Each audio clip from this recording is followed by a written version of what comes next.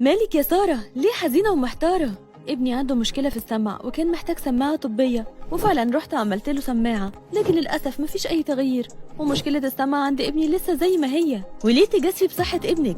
صحة أولادنا أمانة في إيدينا، وعلشان كده شركة الصفوة للسماعات الطبية أفضل اختيار، لأنها هتعمل لابنك كل الفحوصات واختبارات السمع الخاصة بيه، وهيوفروا له أحدث السماعات الطبية بتكنولوجيا عالية في تحليل الصوت ومعالجة طنين الأذن.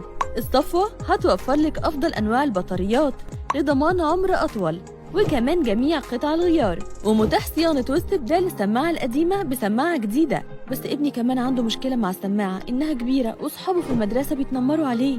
ما تشيليش هم، لأن شركة الصفوة بتوفر لك أصغر سماعة طبية، ومتوفر سماعات نانو مخفية تماما داخل الأذن. ده غير بقى إن الأسعار تنافسية، وكمان بيقدموا لك عروض وخصومات بمناسبة شهر رمضان. للتواصل واتساب أو الاتصال على والعنوان 24 شارع شبرا، عمارة البنك الأهلي المصري، مسرة القاهرة.